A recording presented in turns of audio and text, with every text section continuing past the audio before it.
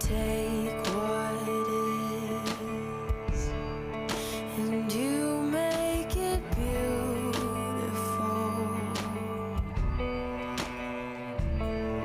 When love floods in, we're restored forevermore.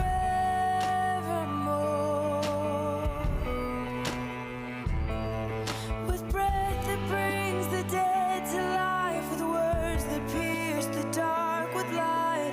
Only by the blood are we set free. With mercy strong to carry shame and nail it to a tree. You alone hold the power to redeem.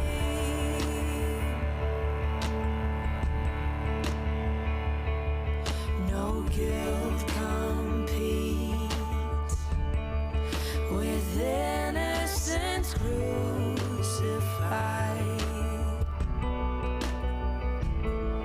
No grave can hold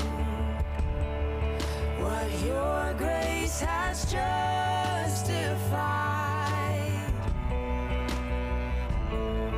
With breath that brings the dead to life, with words that pierce the dark with light. Only by the blood are we set free. With mercy strong to carry shame and nail it to a tree.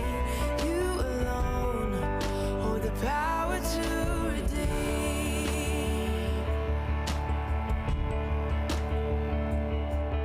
Rejoice, O child of God. Lift your eyes to see. With every morning light, again we are redeemed. Rejoice, O child of God.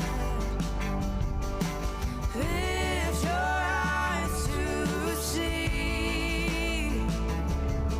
With every morning light, again we are redeemed. Oh, with breath pierce the dark with light. Only by the blood are we set free. With mercy strong to carry shame and nail it to a tree. You alone hold the power to redeem. Oh, you alone hold the power to redeem. Oh, you alone hold the power to redeem.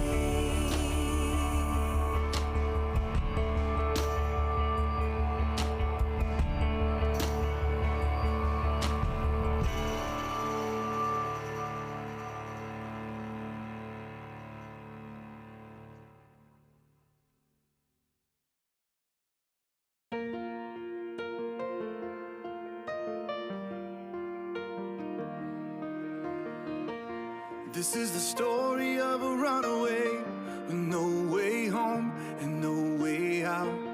I threw the best of me away. I had my chance, it's too late now. Too far gone and too ashamed to think that you'd still know my name. But love refused me in that way. You didn't wait for me to find my way to you. I couldn't cross that distance, even if I wanted to. You came running after me when anybody else would have turned and left me at my worst. Love moved first.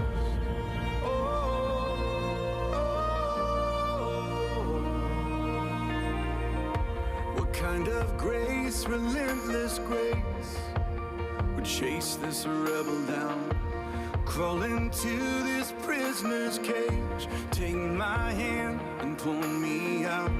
You knew I couldn't make the change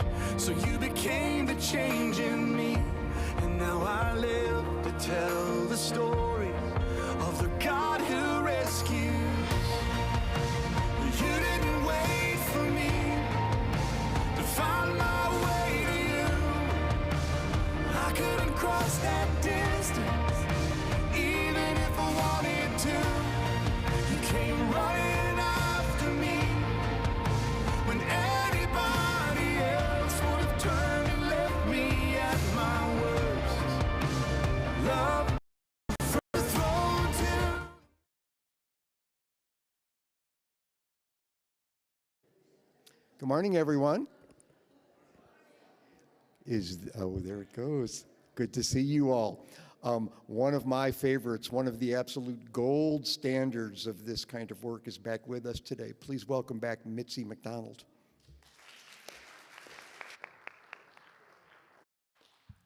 Thank you so much. All right, and Carol King has a beautiful message for us all this morning, and that's what we're gonna do. Steve's gonna help me. You've got to get up every day, show the world all the love in your heart. People gonna treat you better. You're gonna find, yes you will, that you're beautiful as you feel.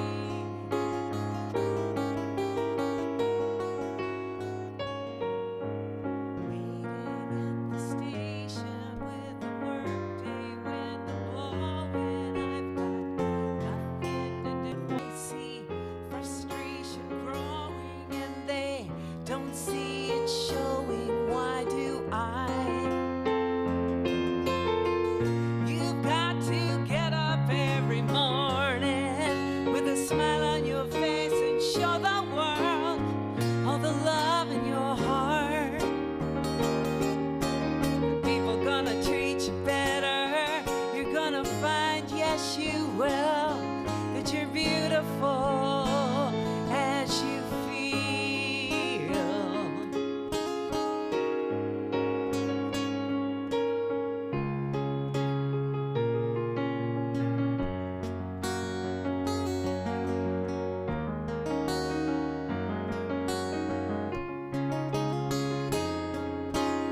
I have often asked myself the reason for the sadness in a world where tears are just a lullaby. If there's any answer, maybe love can mend this madness. Maybe not, but we can only try. You've got to get up every morning with a smile on your face and show the world all the love in your heart. Then people gonna treat you better. You're gonna find, yes you will, that you're beautiful. You're beautiful. You're beautiful as you feel.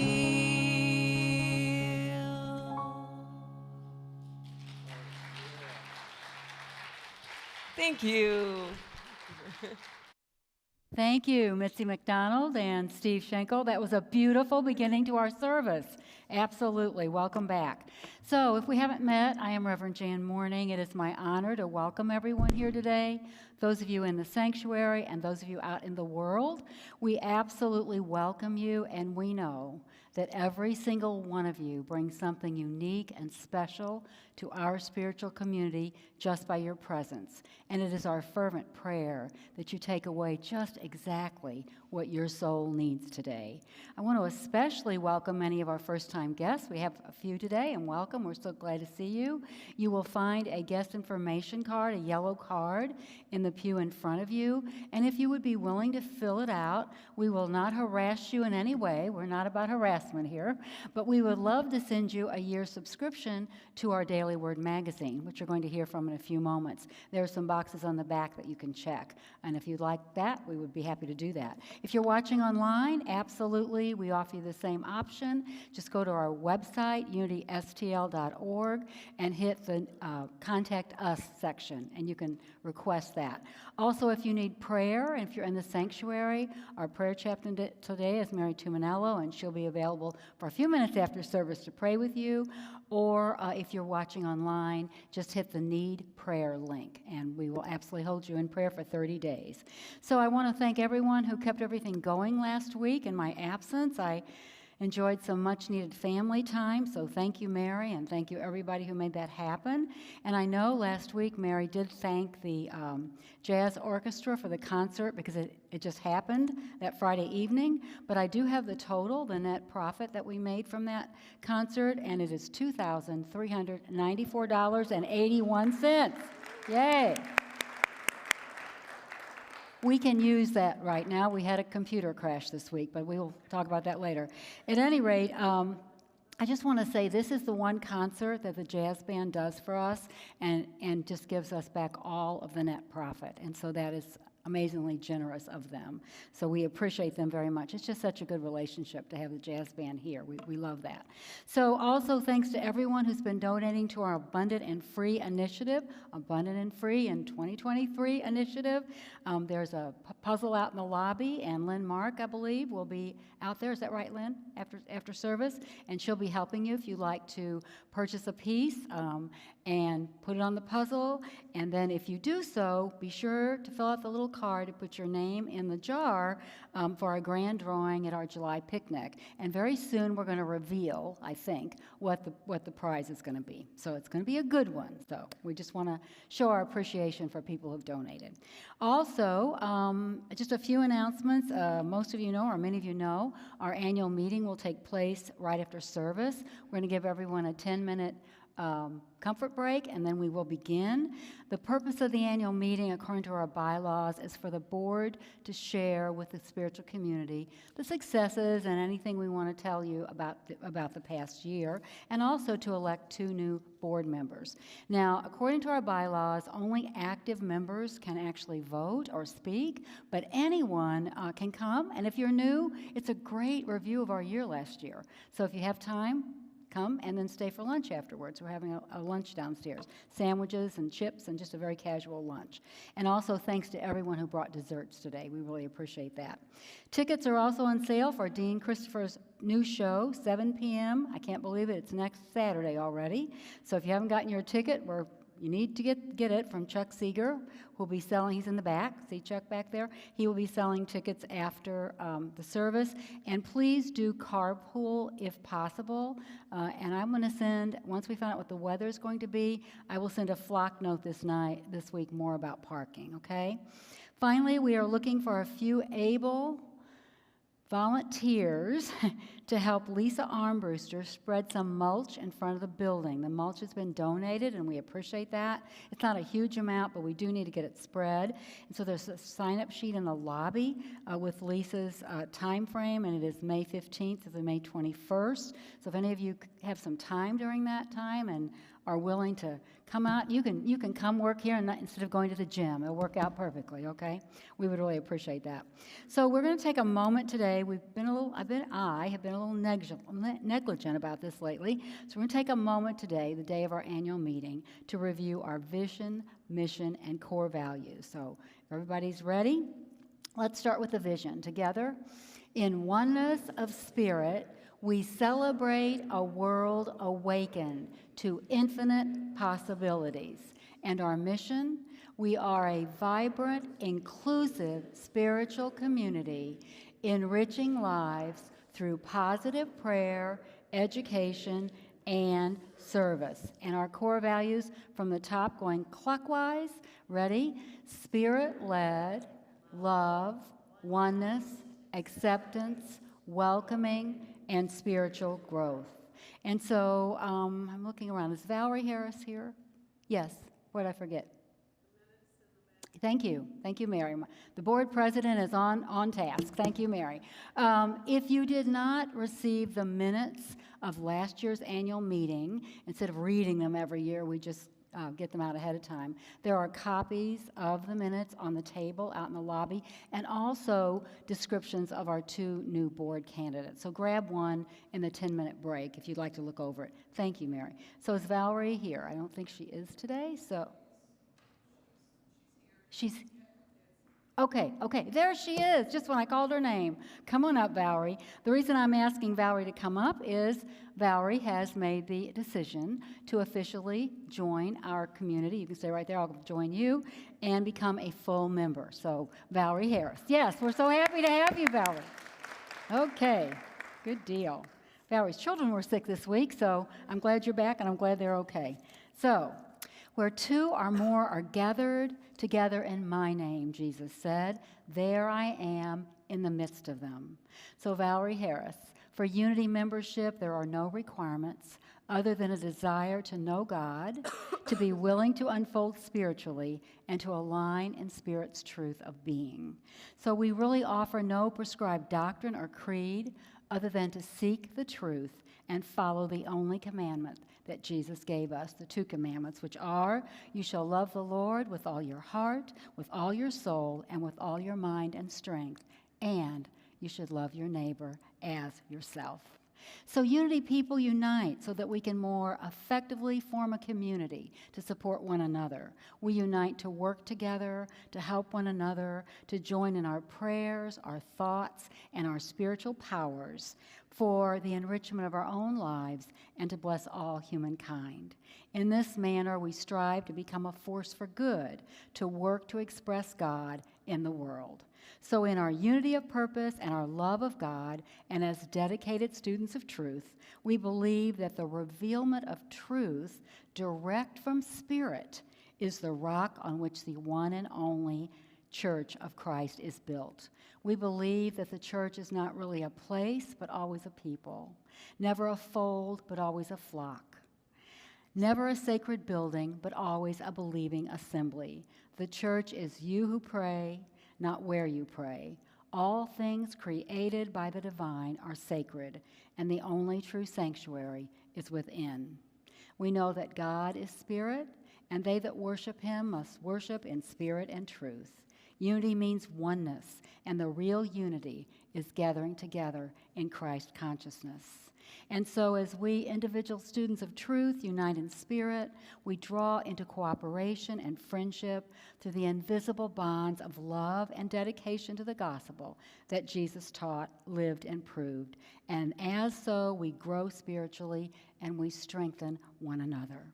So now, Valerie Harris, as minister of First Unity Church of St. Louis, it is my absolute privilege to receive you into full and active membership of this spiritual community, extending to you our blessing. So at this time, if Mary Tumella would come up, she has something for you. On behalf of the Board of Trustees and the spiritual community, we welcome you. Thank you. And so now let's yes, our newest member. Yes. Thank you. Thank you. Thank you. Let's give Valerie the unity blessing. And then I just want to say a word before she sits down. So the unity blessing is, we love you, we bless you, we behold the Christ as you. Together, we love you, we bless you, we behold the Christ as you. My personal note is I just want to say that Valerie brings with her 3 beautiful children, Oliver, twins Annabelle and Isabel, and we welcome them also. And Valerie has already found ways to serve as she has joined our social media group and is in charge of posting all of our upcoming events on Facebook. We appreciate you greatly. She particularly is posting things about kids so we can advertise our youth ed program. So thank you very much, Valerie. We really appreciate you. So you can be seated. Right. Great. Another round of applause. So now thank you. So we're so happy to have you, Valerie. So now if you are willing and able, as you're willing and able, if everyone would stand for our community song, as I Am the Thinker by Sue K. Riley. I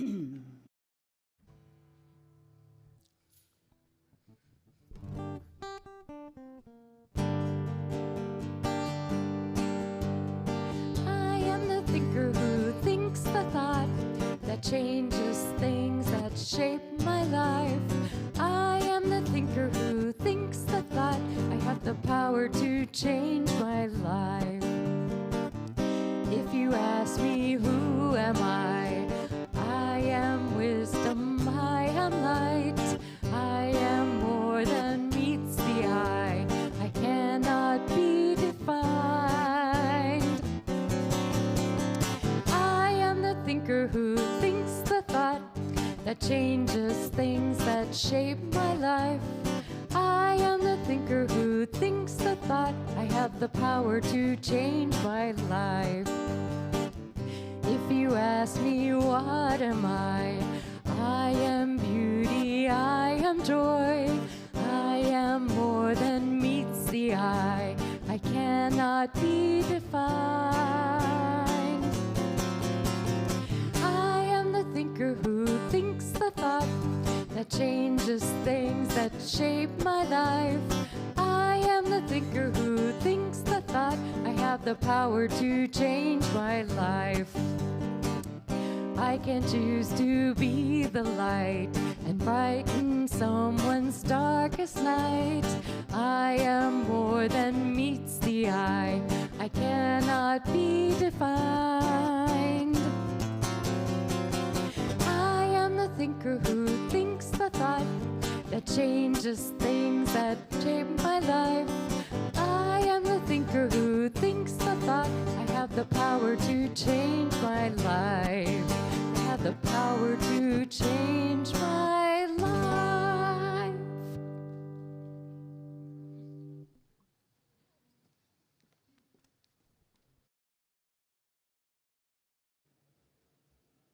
Good morning. My name is Mary Tuminello, and I have the privilege of being your prayer chaplain this morning. I will be over after the service by the window for a short time because of the annual meeting starting. So please come over and pray with me if you need prayer.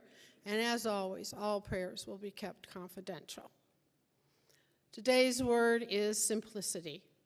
I pause to appreciate life's simplest blessings. Would you say this with me? I pause to appreciate life's simplest blessings. Today I give thanks for the simplest blessings, the small things that bring a smile to my lips and a warm feeling to my heart. I hug from a friend, a cuddle from a grandchild, or stroking the soft fur of a beloved pet fills my awareness with love. The sudden lift I get seeing a favorite person's handwriting in the mail, or the thrill of spotting a rainbow after a cleansing rain shower spark lasting happiness in my heart. These things and more remind me that true contentment is found in life's smallest moments, that everyday treasures that comprise daily life and draw me closer to God. I focus on these simple blessings and grow in gratitude for my life's many gifts.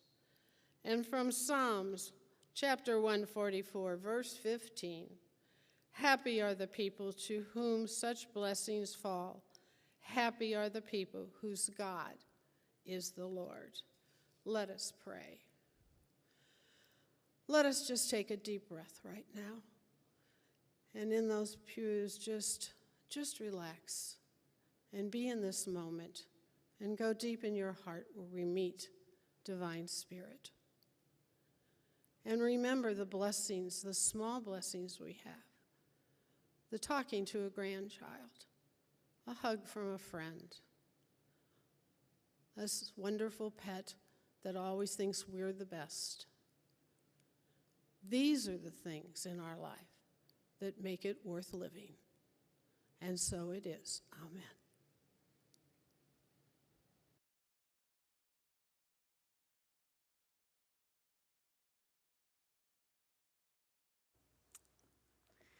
All right. Well, I heard Mary speak about a rainbow, and that's what I'm going to sing about as well. And I wanted to share this image with you that I happened to see on Facebook. And I've loved rainbows all my life, and I had no idea that they went all the way around. I don't know about you, but I didn't know that. I looked it up, and it is true.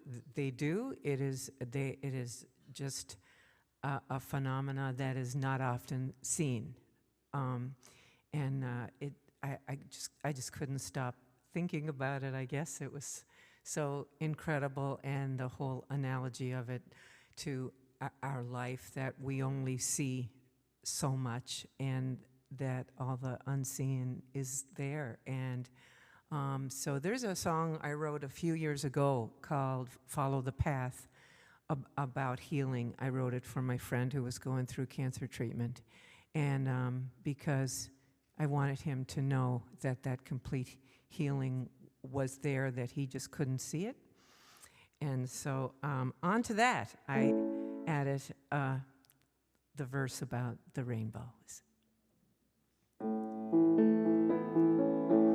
Follow the path, it will lead you to what you cannot see. I know you can't see it now, but it's there through the trees. And as you turn the bend, you'll see a small twinkling, a waterfall cascading down there through the trees. Follow the path, it will lead you to what you cannot know. There's a world of possibilities, they're your seeds to sow, and all the good things you've done, and the wonder that you are. Let love come raining down on you, filling up your jar. Follow the path, it will meet you. Do not be afraid. There's a bigger love that binds us, and a heart that knows the way. And the going may get tough, but focus on today and see the love that's healing you all the way. Follow the path when a rainbow just crossed the sky. We only get to see so much here with our earthly eyes. But if you had the chance to be high above the clouds, you'd see a ring and the coloring going all the way around. It has no end, like life itself keeps going round and round.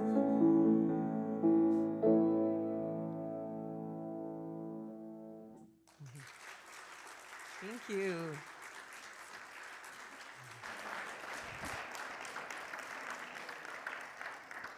Thank you, Mitzi. That was beautiful and so perfectly aligned with today's message. So you must have been looking at my laptop. So today's daily word mentioned grandchildren. I have a grandson named John, and I have a favorite story that some of you have heard about when he was 4 years old. I was keeping him one day, and we were reading books together, as we often did, and came to in the book a picture of an astronaut in a space capsule, and he was floating up and at the ceiling. And so I went to that teacher in me, looking for that teachable moment. I went into great detail with him, hopefully just at his level, explaining that things are lighter in outer space. So he listened politely and shook his head, and then finally, when I finally closed my mouth, he said, "Grandma, they call that gravity." So I said to him, "John, where in the world did you learn about gravity? Did you learn about that in preschool?" And he thought for a while, and he said, "Grandma, I think I knew it when I was born." I realized then that I had a deep grandchild on my hands here, and that he realized something that sometimes we don't realize, and that is where to look for insights. So fast forward a few years, 4 years, last week, and I was with him at his house, and he was asking me question after question about turtles, because he's trying to convince his parents to buy one for a pet. He wants it, that you keep in a little container. So, I answered the ones I could answer, and then finally he said, "Well, Grandma, is it true that I'm going to have a like a little pond in the container for a turtle? And I had about had it with turtles. I said to him, John, I have no idea. I don't know the answer to that.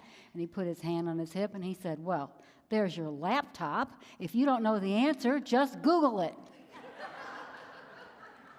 So we did Google it, and what we found out was that aquatic turtles do need that water source because they have to have it in order to digest their food.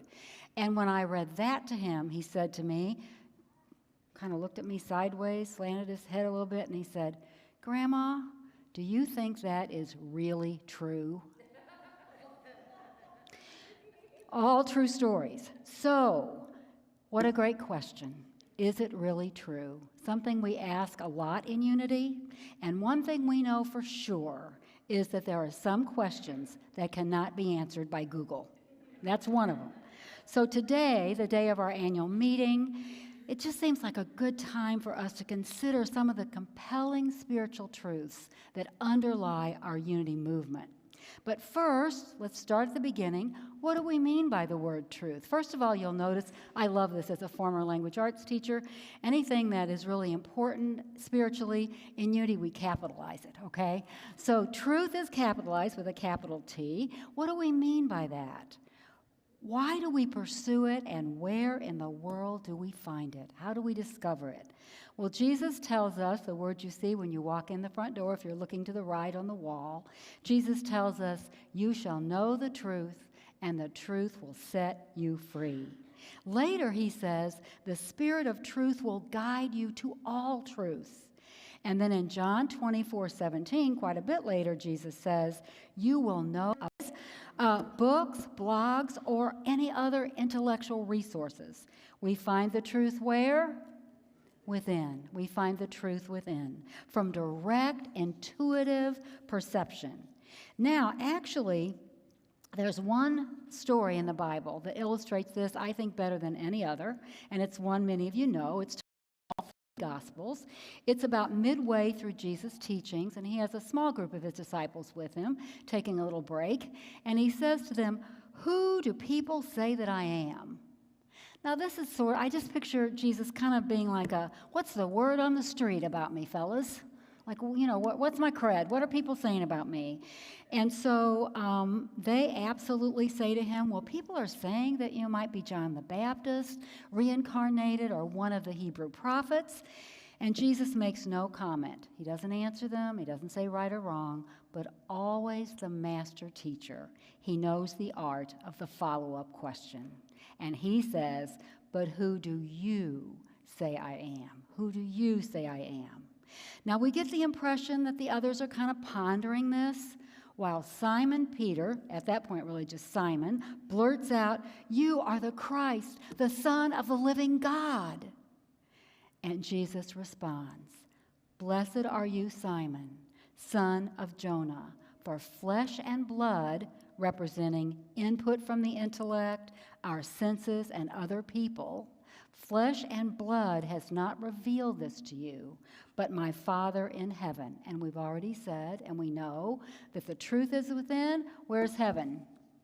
Also within, according to Jesus. This was a divine revelation. And so Jesus is saying that outer input and eyesight could not have led to Peter's amazing insight. This is the moment Jesus changes Simon's name to Peter. So now from now on when I say it, it's right. And it was actually 𝒃𝒊𝒏𝒆 in the Aramaic, and it meant rock. And so the line is, on this rock I will build my church. Now the word in Greek translated as church is ecclesia. We get the word ecclesiastics. And it means a group of people sharing an awakened Christ consciousness. So Jesus really didn't intend to start a church per se. He was talking about a group of people who hold the same Christ consciousness. And the disciple that Peter represents the power that the disciple Peter represents is the power of faith. Many of you know that. Unity Bible scholar, the late Reverend Ed Townley, who I love and respect, wrote, the result of that faith, that awareness of the Christ, is not just in Jesus, but is true of us as well. We cannot come to a full understanding of our own Christ nature through logic or definitions. In other words, not through the intellect. We must intuitively know it within. So a few weeks ago, one of our first-time guests said to me, I read on the website that Unity teaches metaphysics. What does that mean? Another good question, a word we throw around a lot without defining it. And so we're going to define it today. The word metaphysics comes from meta, meaning beyond, and physics, meaning the physical world. And put it all together, it simply means beyond the physical realm. Unity co-founder Charles Fillmore defines metaphysics as the systematic study of being, that which transcends the physical. So as we practice metaphysics, it simply means understanding that what we see, hear, and touch through our human senses is not all that is. It's not the whole story. We don't deny our experiences in the human realm. They're real. They're happening to us. But we understand that no matter what shows up in this physical realm, it is not the whole truth. It's a different kind of truth. The whole truth is we are spiritual beings having a human experience. Therefore, we dwell in a constantly changing relative realm. This is the world of temporary appearances. And at exactly the same time, we are in the absolute realm of God perfection, omnipresent divine ideas in all their power. This is what Jesus called the kingdom within. So this means that because we are in these two worlds, we encounter two kinds of truths.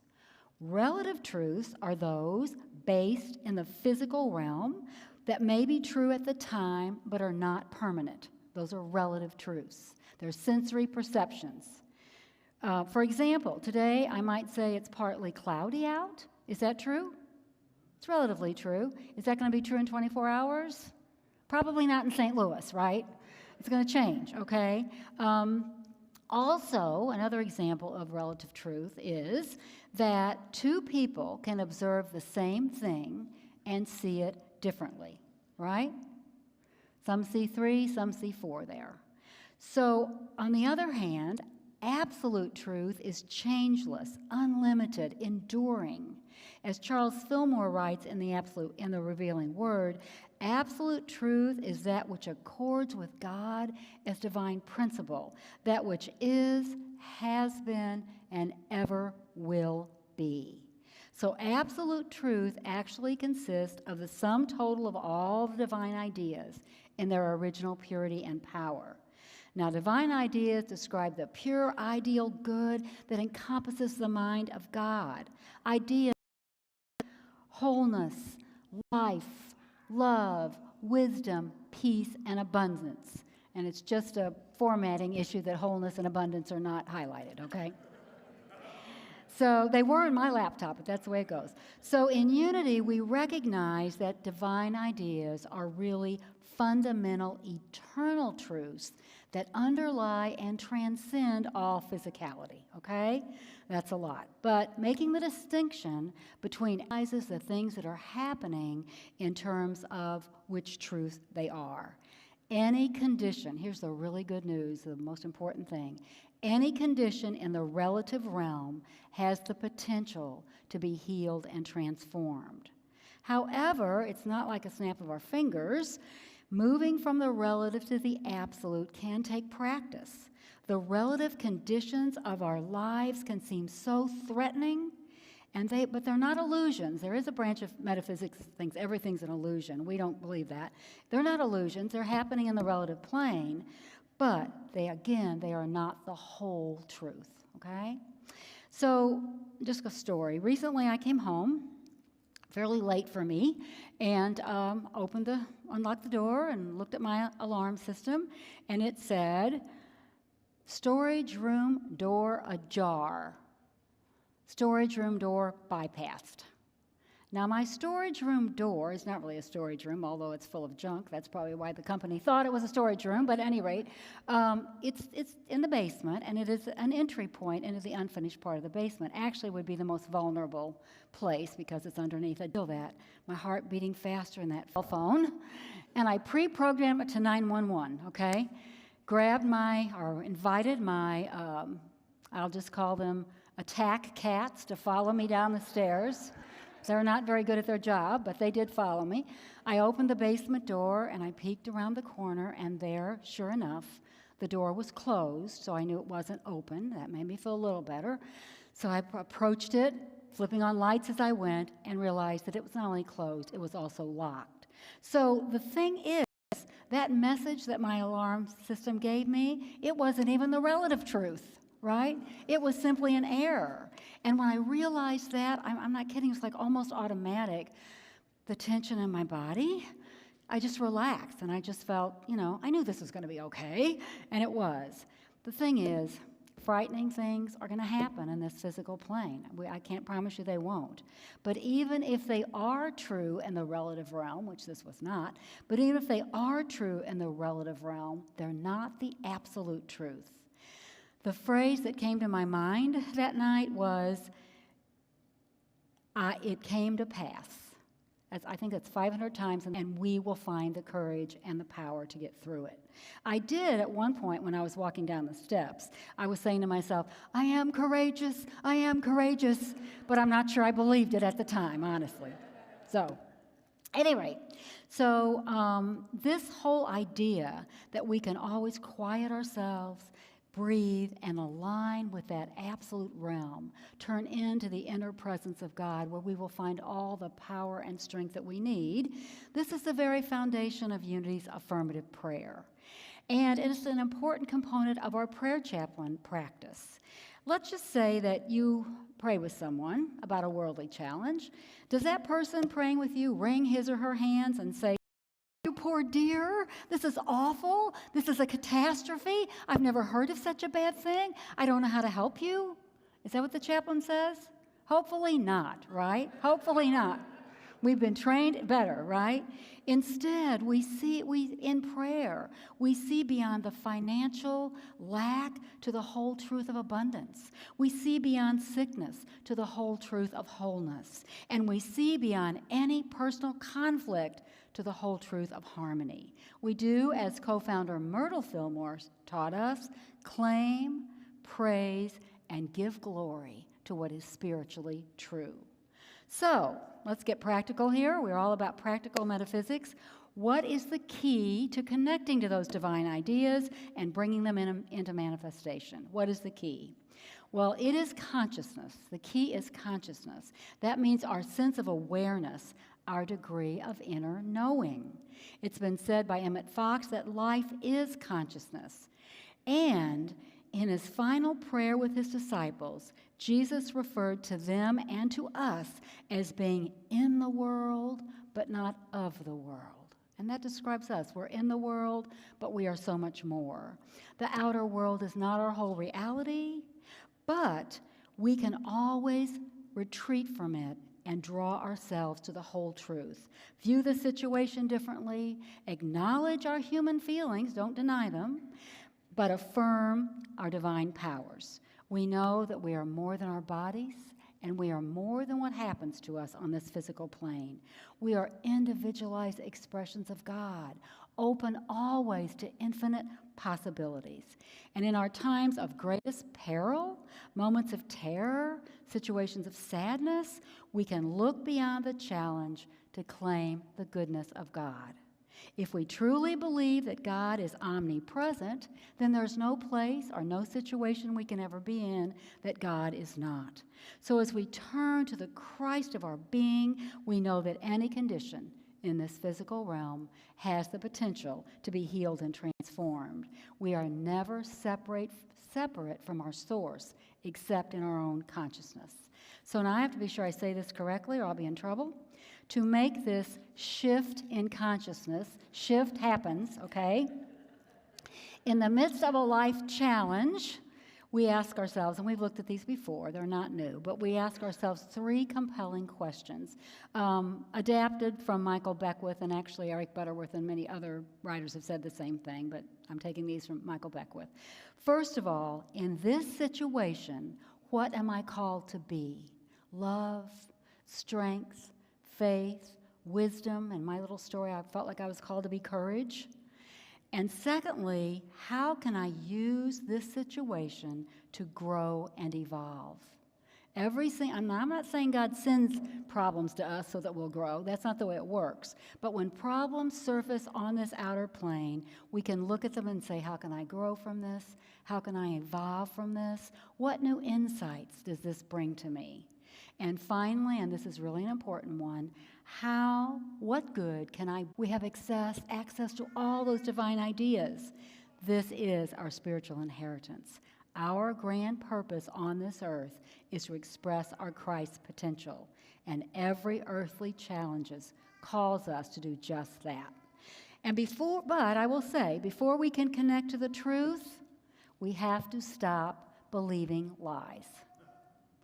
And what is the worst lie that you think you might have believed in your life? Anybody guess? The lies you tell yourself about yourself. When you tell yourself that you are unworthy, unable, or undesirable, that is a lie to your consciousness. As Howard Caesar writes in the book 1 + 1 = 1, you are what you are, thank you, Jeremiah, what you are is a spiritual being with all its inherent divine qualities. They remain inherently in you. They're still there. You remain a spiritual being with love as your true nature, regardless of how removed or separate you might be from expressing it at the moment. You cannot, now I'm back on the screen, you cannot argue with the truth that God created you and put the divine spirit of perfection, wholeness, light, and divinity within you.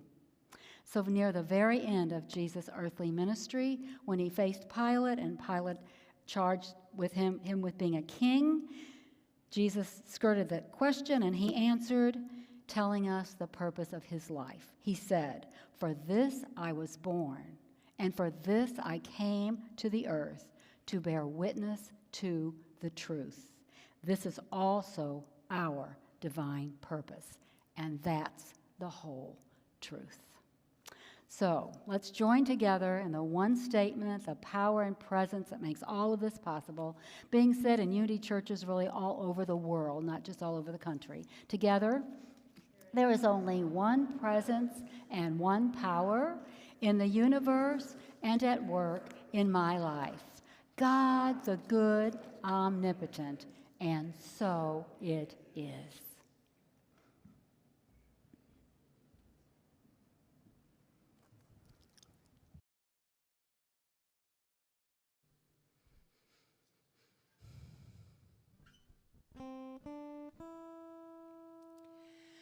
When I pray, I feel my heart go deeper, my heart go deeper into my God. When I pray, I feel my heart go deeper, my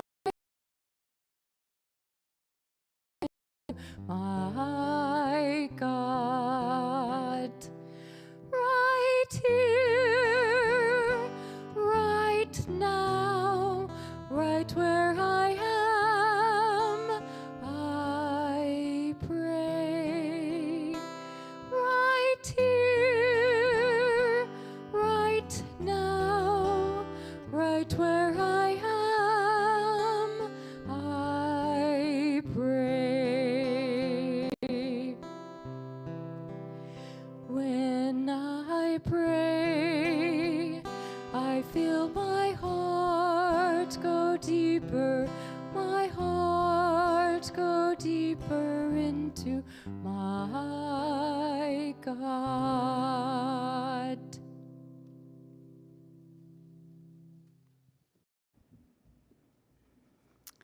And so I invite you now, whether you're in this sanctuary or out into the world, just to take a moment to close your outer eyes, if that is comfortable. Relax your body and begin to clear your mind. Take a slow, deep breath. Hold it for just a few seconds, and then gently exhale. And as you exhale, release any worry, fear, or angst that is keeping you from being fully present to this now moment. And as you continue breathing in and breathing out, just know that every breath is taking you deeper into your God, deeper into that inner sanctuary of your own soul. And so, right here in this sacred time, open your heart and mind to the realization that God is a love that has no end and a power that knows no bounds. When you remember that this loving, living presence is in you and expresses as you, you can let go of worry, fear, stress, and any judgments that you have about yourself or others. Embrace the truth that you are whole and complete at the core of your being. You are a glorious, complex collection of physical, mental, emotional, and spiritual aspects that have come to life uniquely as you. You are a precious work of the divine. And so right here and right now, set the intention to be open to divine revelations as Peter was when he said to Jesus, "You are the Christ. You are the Christ." Imagine yourself looking into a mirror and saying to the image, "You are the Christ. I am the Christ." Feel the power and awe of this. Know that it means that no matter what earthly challenges appear in this world, you have the God-given power to become and to overcome. Know and affirm that God, divine mind, all that is the true power present in every challenge. So if you are in the midst of a conflict or a problem in your life right now, whether it's a healing challenge, a relationship issue, a prosperity need, whatever it is, bring it gently into your mind's eye at the moment. No guilt, no shame, no need to control, compare, or resist. And if you feel pain, just let it be for a moment. That's part of our human condition. But then just surrender it all. Surrender it all to the one power, allowing God, the good, to dissolve resistance, fear, and angst. And as you prepare for just a few moments in the silence, ask yourself the questions. How can I use this challenge to evolve and grow? How can I bring good to this challenge? How can I see God in it? And how can I use it to serve? What is it calling me to be? Pray that aligned in the Christ of your being, you are led to ever unfolding revelations about what is spiritually the whole truth. Do this for just a few moments now in the silence.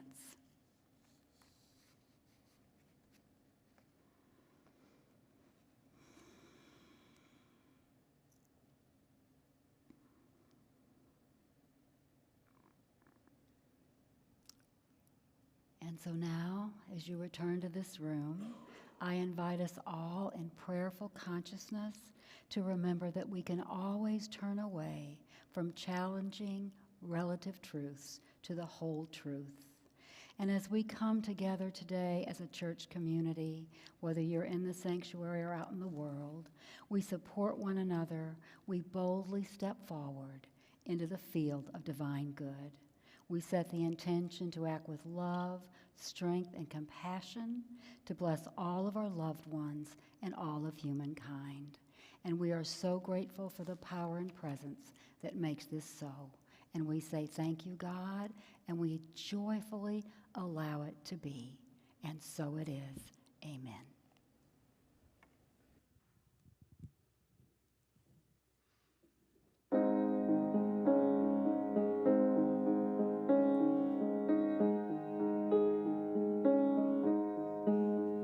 When our baby's crying unexplainably, but I know exactly what she needs. That's when I'm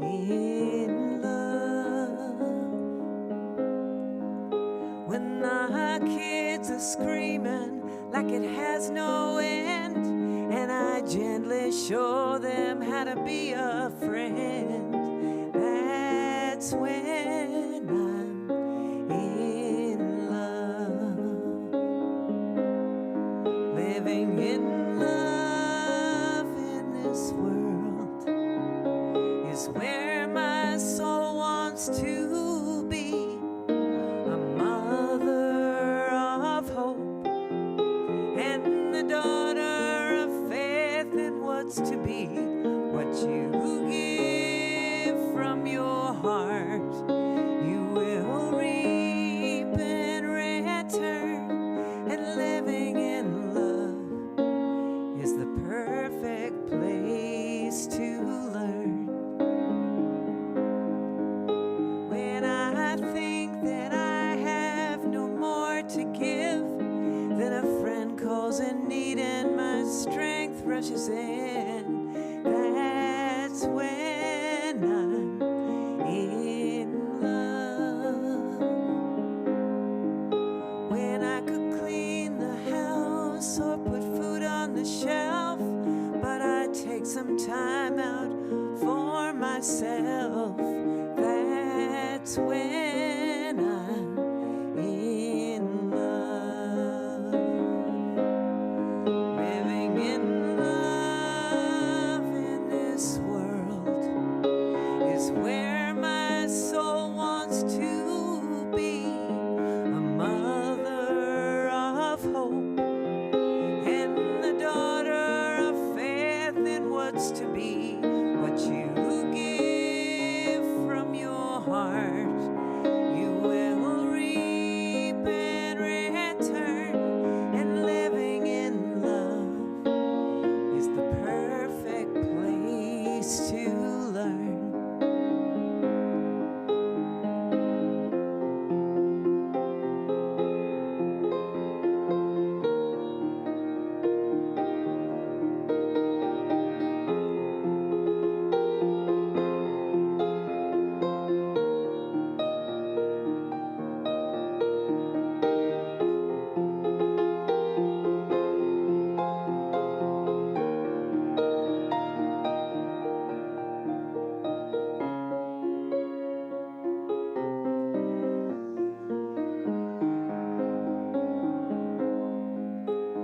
When it's time for bed and I just want to sleep, but I pray for all the people in need. That's when I'm in love. When I look at the man lying next to me, and I think of the love he gives unselfishly, that's when I'm in love.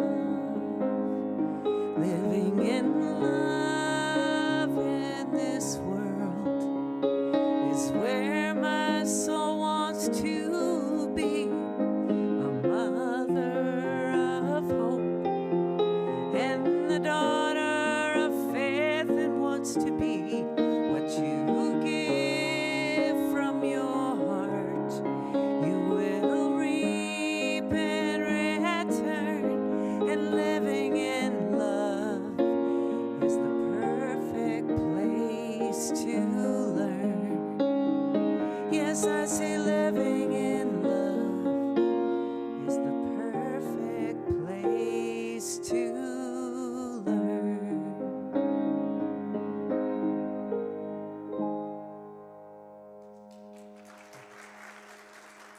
Thank you. Thank you, Mitzi, for that beautiful, that's the song you wrote, right? Living in Love. That was beautiful and also perfect, so we appreciate that very much. And thank you, Julie, for being our song leader today. We appreciate you also. So now's the time in our service that we get to come together, pause, reflect, and give thanks for our many blessings, large and small, as today's daily word said. We're so grateful for all of you who support us financially. We depend on your donations to fulfill our mission, which we read today, to enrich lives through prayer, education, and service. And for those of you in the sanctuary, there's a box in the aisle for tithes and offerings. Streamers, it's possible to donate via Apple Pay, Google Pay, or PayPal. Just hit the donate button on udstl.org or our YouTube channel. Knowing that we are one with divine source and each other, please join me in blessing our many gifts. Together, divine love flows through me, blesses and multiplies all that I have, all that I give, and all that I receive. Thank you, God. Now I invite you to stand if you're willing and able. And instead of going immediately into the prayer for protection, everybody stand if you can. We're going to do something a little different today, and that is the abundant and free affirmation that we've been saying at the very end of the service. We decided to put it here while we're thinking about gratitude for our offering. So I'm going to ask you to join me in that, and it is, together, in the year 2023, we visualize prosperity and abundance for the First Unity Church of St. Louis and in our personal lives. We trust God and affirm that our abundance is manifesting now. We also shortened it a little bit. It was a little long. So now it's time for our prayer for protection, and you're all standing. So together, this is that version that is in on our webpage, and it is the one that highlights the power of God in our own divine identity. Together, the light of God surrounds us. We are the light. The love of God enfolds us. We are the love. The power of God protects us. We are the power. The presence of God watches over us. Wherever folds us. Okay, you got it right. Our God is, and all is well. Sorry about that. So, thank you all for joining our service today. We really appreciate your being with us. We invite you back next week. As a vibrant, inclusive spiritual community, we come together in oneness of spirit to support one another, claim our divine identity, and express the goodness of God in the world.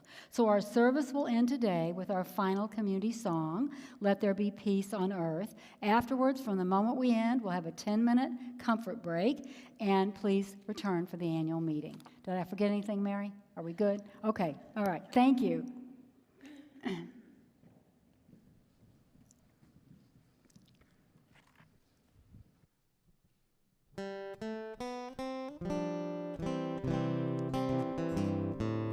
Let there be peace on earth, and let it begin with me.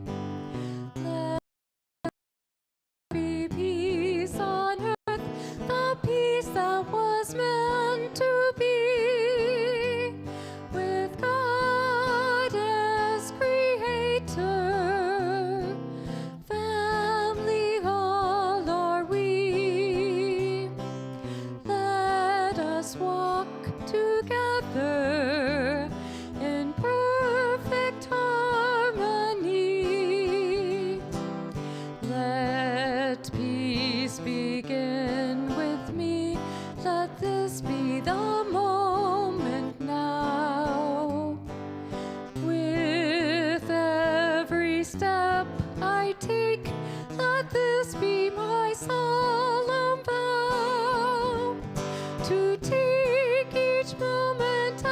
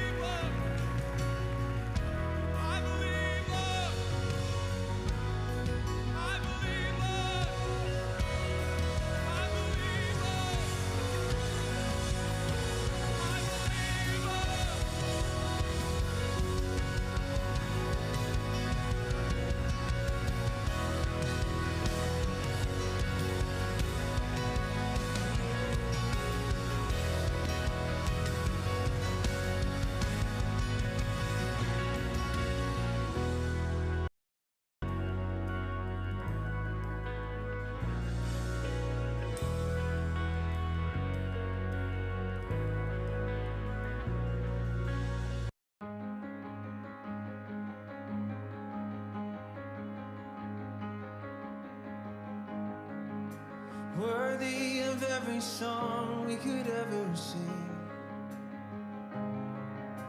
worthy of all the praise we could ever bring, worthy of every breath we could ever breathe. We live for you, oh, we live for you. Jesus, the name above every other name. Jesus, the only one who could ever save. Breath we could ever breathe. We live for you.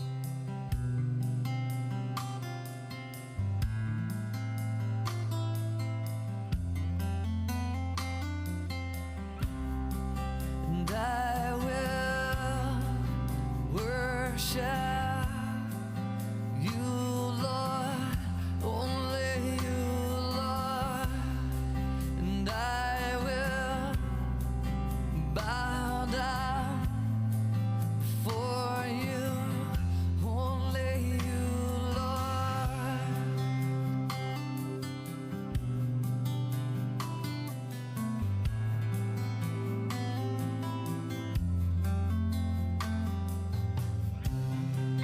Take my breath, take my fear, all I have, I'm leaving here. Be all my hopes, be all my dreams, be all my delights, be my everything, and I will worship you, Lord, only you, Lord, and I will bow down before you, only you, Lord, and I will worship you, Lord, only you, Lord, and I will bow down before you, only you, Lord. It's just you and me now. Only you and me now. And it's just you and me now. Only you and me now. And it's just you and me now. Only you and me now. And it's just you and me now. Only you and me now. It's just you and me. I will bow down before you and me now. It's just you and me. There's just you. Only you and me now. And it's just you and me here now.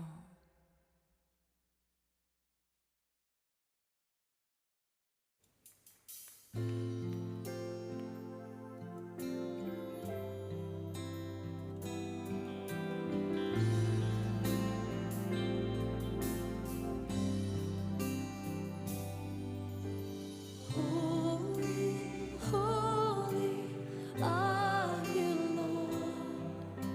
The whole earth is filled with your glory.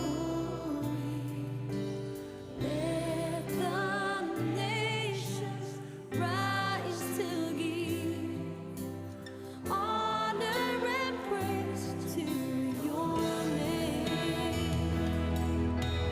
Let your face shine on us, and the world will know you live.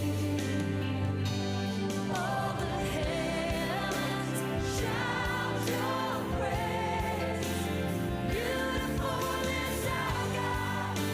The universe will sing hallelujah to you, Is this on? our King. Did everybody get a copy of the treasurer's report? Anybody need one? Church, sing holy. Holy, holy are you, Lord. The whole earth is filled with your glory. Let the nations rise to give honor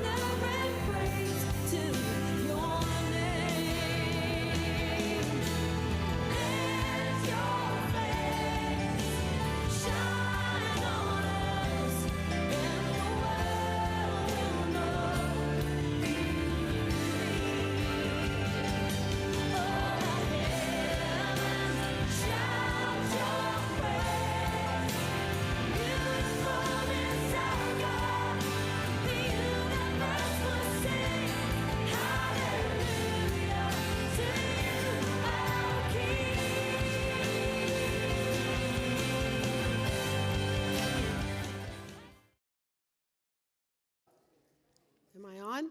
All right, I'm on. Hello, I'm Mary Tuminello, President of the Board of Trustees, and I would like to call to order our 2023 annual meeting of First Unity Church of St. Louis. According to law, everyone is welcome, but only active members have the voting privileges. Okay, do we have a quorum, Lynn? Great, so we will move forward then and have Jan Mourning, Reverend Jan Mourning, lead us in prayer. Thank you, Mary. So let's just take this moment to close our eyes and once again breathe into the Christ of our being. And we are so grateful to be gathered together today. We just envision greater and greater good coming to our spiritual community in terms of prosperity, touching more lives, going out into the community. And we know that we're divinely guided. I am so grateful for all the leaders and all the people here. And we just say, in the name and through the power of the Christ, thank you, God. Amen. Okay, so you should have gotten minutes for the 2022 year by email, but if you didn't, we have them in the back, as Janet said earlier. I hope you all grabbed one if you didn't get it. Do we have any additions or corrections on the minutes? Okay, during the duration of this meeting, I would like you, if you're going to make a motion or second it, that you would use the microphone and stand and say your name, okay? Carol will be doing the microphone and Hope, okay. All right. Do I have a motion to accept the minutes of 2022? Stand. Right there, Carol. Donna. I make a motion that we accept the minutes as they are. Oh, Donna Batesville. And a second? I'll second it. Your name is Paul. All those in favor? All those opposed? The motion has passed. Before we move on to nominating our new candidates for the board, I would like to express sincere appreciation from the Board of Trustees and from our spiritual community for an outgoing board member and treasurer, Hope Dotson. Hope, would you stand?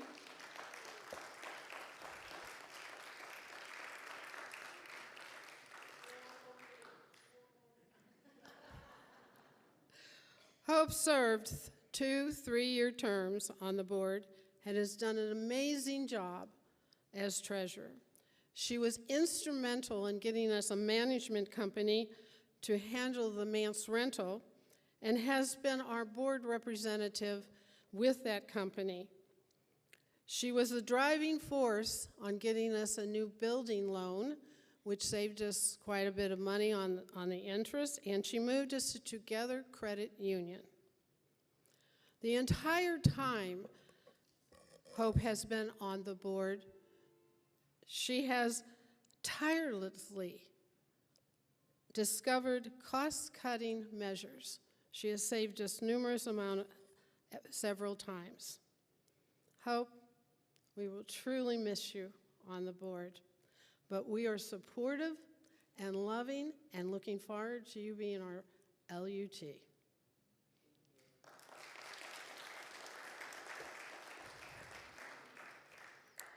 Now I would like to introduce your nominating committee. Please stand when I call your name.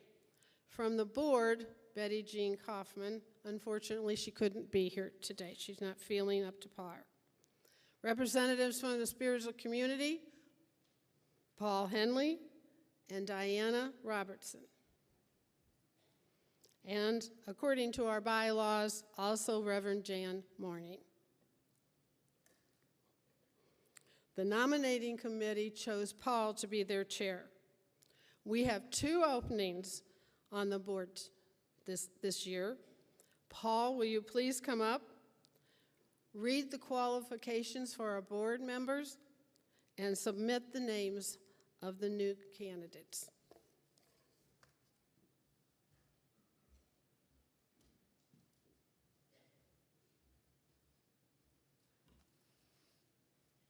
Yes, I'm Paul. And now the qualifications for the board member. As required by our bylaws, I am reading Section 10A, Board of Trustees Election Qualifications. To be eligible to be elected to the Board of Trustees, a person must, 1, be an active member of First Unity Church of St. Louis. In addition, candidates for election shall endeavor to live in accord with Jesus Christ's principles of love and truth as taught by Unity. Work to further the purposes of this Christianity through active interest, love, and support. Be a sincere and continuing student of Unity, always remaining conversant with its teachings, and shall have demonstrated leadership capabilities. With that background, I will now place the names in nomination from the nominating committee.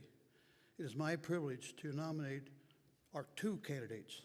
Please stand when your name is called and remain standing. First, Larry Gibbs. Is Larry here? First, Larry Gibbs and Cindy came to First Unity after their first child was born to find a church where they could raise their family. They attended a few times just to make sure that they would love to do that or to move on. 23 years later, he says, that's Larry, that they have moved on. They have not moved on, they've moved in. Now that youngest child, Claire, that I talked about, serves with her mother, Cindy. I don't know if Cindy's here. Cindy's here too, as one of our youth ed teachers. Larry feels very comfortable with the fundamental beliefs and message of Unity, that the light of Christ is within everyone, and in truth, everyone is created by God. We see this light in each other and also let our own lights shine for others. Larry currently serves on First Unity's Community Service Ministry. Larry has worked as a gynecologist in several jobs, helping elderly citizens and adults with disabilities. He is a licensed nursing home administrator and has a doctorate degree in not-for-profit administration. He has taught at both UMSL and Lindenwood universities. Larry plays the violin and is a member of a 30-piece string orchestra. Okay, Larry, you can sit down now.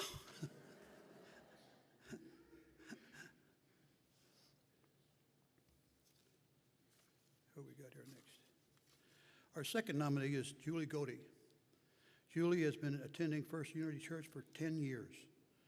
She says, I came here to First Unity because I like the people, the ministers, the values, and the message. I can feel the love when I walk into the building. Julie currently serves as co-chairman of the Community Service Ministry and is one of our song leaders, as we saw today. Julie treasures First Unity Church and wants it to continue to grow and be a safe haven for many people. Julie has been married to her husband, Wayne, for 34 years. They have one child, James, who is a program computer. He enjoys reading, walking in nature, water activities, and music. She has a collection of stringed instruments and sings in 2 choirs, the St. Louis Metro Singers and the Vocal Project. She has previously served on the board of South County's chapter of International Association of Administrative Professionals and the St. Louis Metro Singers. If you'd like to have more information, or you could have got there on the outside on the patio, there's a more detailed write-up. And now, with no further questions, I'll turn the meeting over to Mary.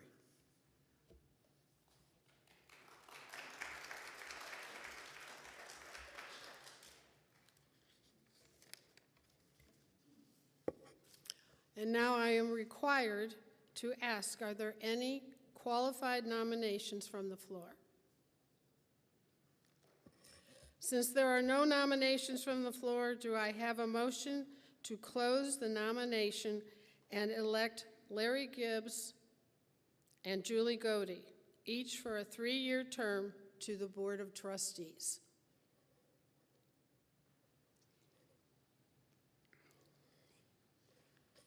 Nancy Davis,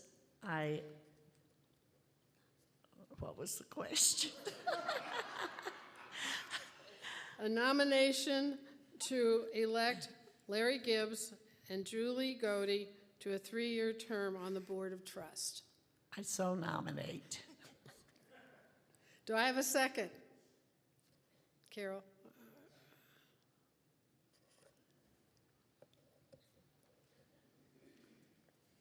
Eric Wondrowska, second. All those in favor? Aye. All those opposed? The motion has passed. Would our newly elected board members please stand and be recognized?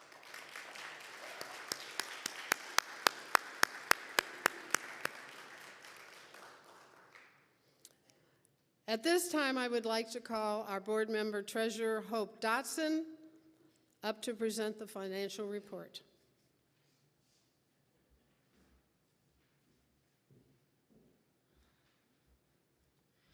Hi, everybody. First, does everybody have a copy of the treasurer's report? Anybody need one? Okay, great. All right, so I would like to just go over a few items. And for those of you viewing online, if you'd like a copy of this report, you can contact our church office, and Sarah will make sure to get one for you, sent to you. And also, since the people online don't have this report, I will be saying numbers in their details. I won't go over all of them, but when I highlight. All right, so one of the things I like to start with as treasurer is to explain what the manse is, because sometimes, like, a lot of new people may not even know what that is, or that we had one, or what do we do with it. It's the house right over here on this side of the parking lot that we own, and that used to be the home of the former minister till he retired. So now we have rented it out to a nice lady, and we use a management leasing company who handles all of that. So very nice lady, retired, she lives alone, no pets, but she has a lot of family in the neighborhood, so you'll see them visiting her a lot. So we're real happy with her. She is in year 3 of a 3-year lease, and she seems pretty happy with the house, so we're thrilled with that. All right. Now, if you look at the report on the income page, let's start with income. I'll just touch on a couple of things. Continuing on with talking about the manse, you'll see the manse rent, net income. Since the management company handles paying for repairs and whatnot, this is actually the net income that we get from them. So for this year, it was $18,370. So we're really happy with that. All right, then just moving down a little bit to rent the church facility.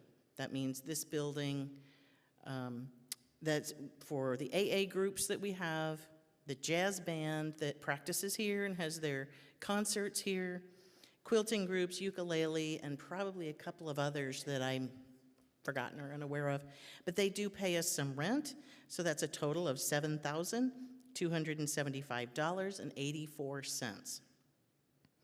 Then you'll see the total regular income, which goes into our general fund, $185,438.67. Now we'll look at designated offerings. These are offerings that are given to the church for a particular project or purpose, and those funds can only be used for that project or purpose. So you'll see there, we had several this year. Community service projects, the new sign, the music program, flowers, which is poinsettias and Easter lilies, air conditioner repair, and the puzzle initiative, for a total of $54,137. So our total income, $239,575.67. All right, let's look at the back.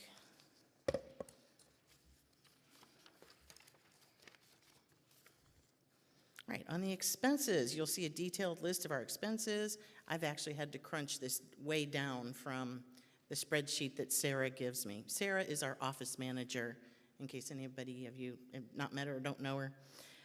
She's really great. All right, I'll just touch on a couple of these. The maintenance, repairs, and HVAC. We had $16,335.83 this year. And actually just jumping down a little bit to the designated offerings, you'll see that we did have a designated offering. I think it's held over from the previous fiscal year for building repairs. That was for the bird holes, the raccoon hole, some other repairs that were needed around the building. So those are done now. So we're really appreciative of that. So then the church loan. This is the one that Mary mentioned. We got a new loan in 2021 with a new bank, and our interest rate is 3.95%. So yay, and that's good until 2026. So we won't have to renew until another 3 years. Hopefully the interest rates will come down again. All right, total operating expenses, $224,070.03. Now you'll see our designated offering expenses. These are expenses that are paid from our designated projects. Some of this is carried over from the year before, and then there are some projects where we still have the money in our savings waiting for those bills to come in. Total offerings,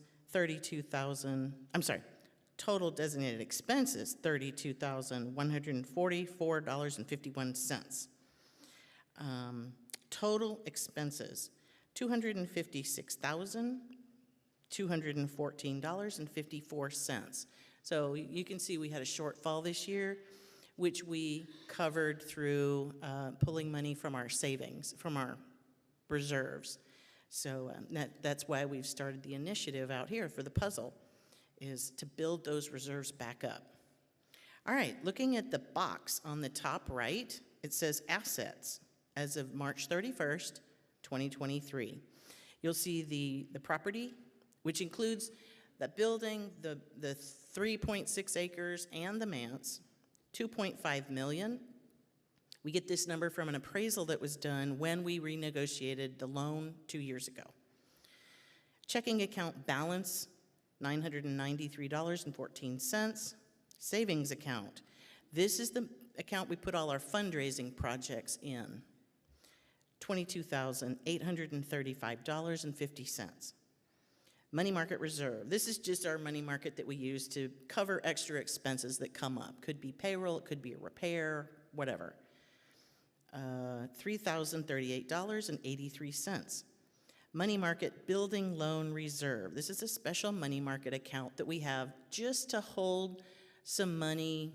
The bank asked us if we would kindly keep 3 months worth of mortgage payments, just to make sure it's their security. So we started this account. Now clearly it's down a little bit. We're rebuilding it.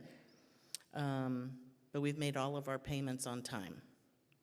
Stock accounts, $341.62. So we do have two stock accounts. We have TD Ameritrade and Edward Jones.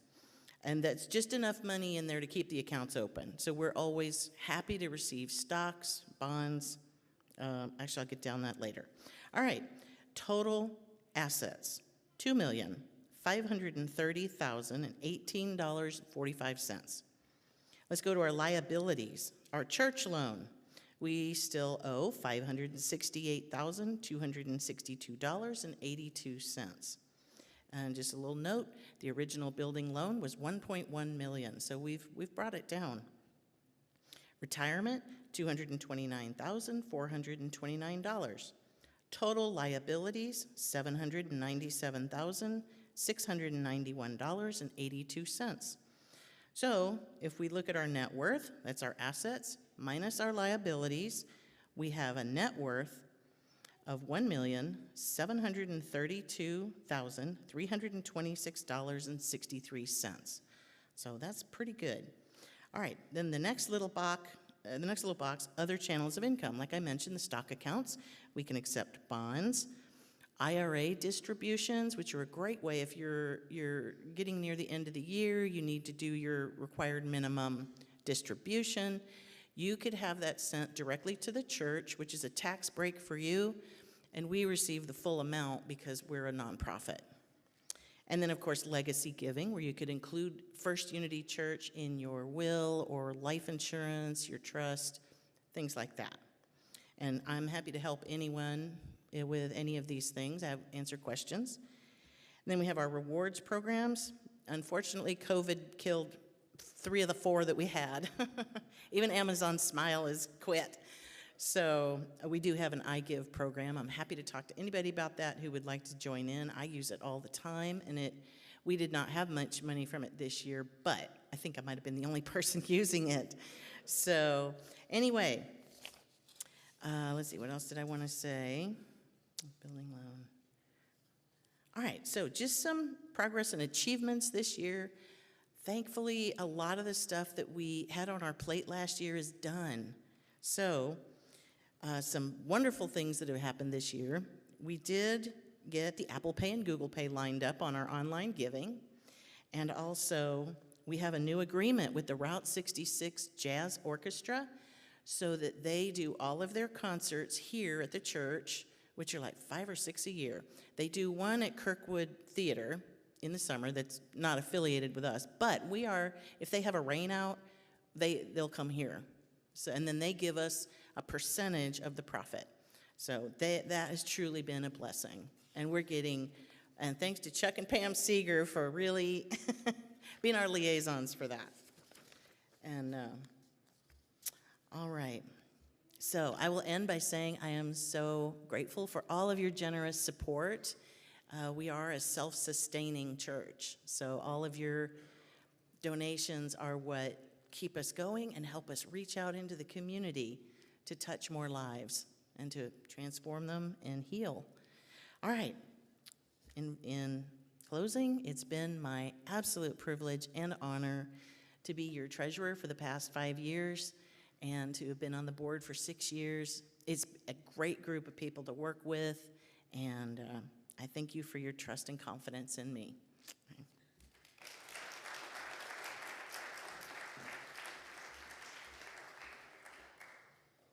Thank you, Hope. As always, a wonderful job. I need a motion to accept the financial report.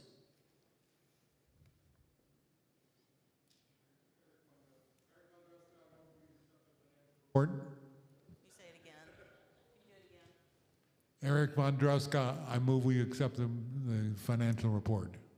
A second?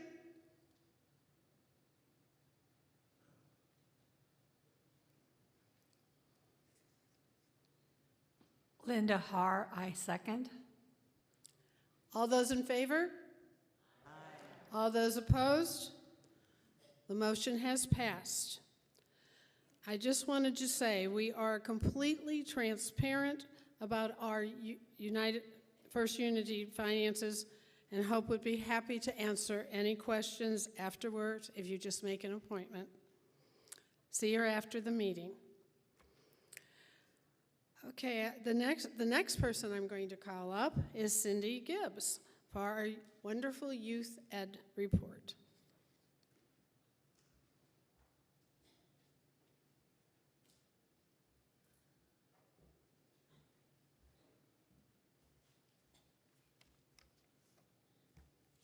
Good afternoon.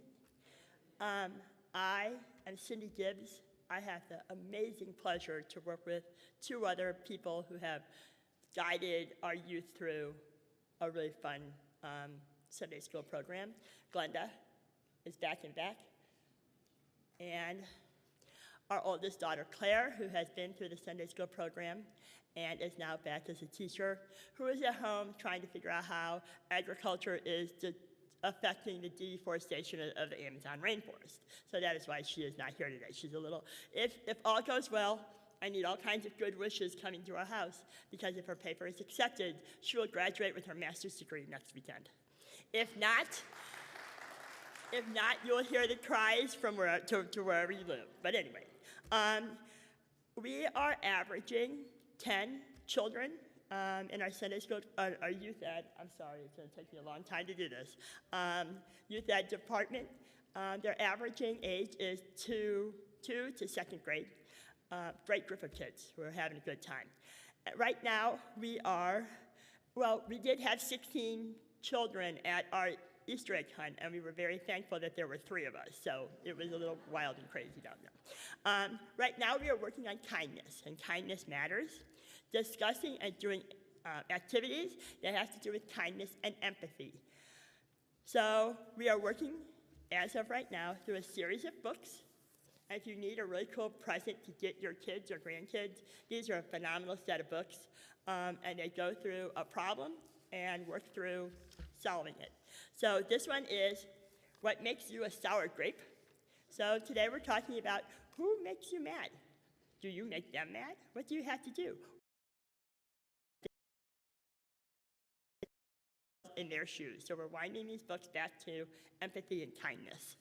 So anyway, in the next couple weeks, next week, we will be making Mother's Day presents. The following week is Mother's Day. The following week after that, the 3rd week in May, No Time to Spare will be coming to Youth Art Program and making a presentation. This is who we've made all of our pet donations to. There's an amazing amount of stuff downstairs. I mean, like half a room full of pet supplies that we will be giving this donation-only shelter, which is pretty exciting. So they will be coming, making a presentation, and removing all of this stuff in the basement. So we'd like to welcome all the youth, the children and grandchildren here and out there to come join our program, because we are growing. And it is definitely a positive part of what's going on in our church. Thank you very much.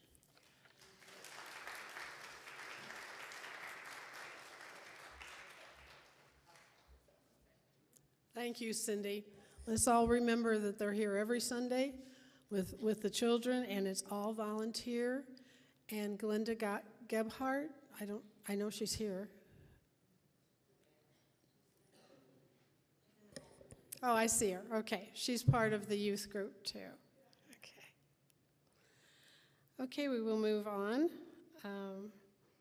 Okay, our next presenter is Lynn Mark for our prayer ministry report.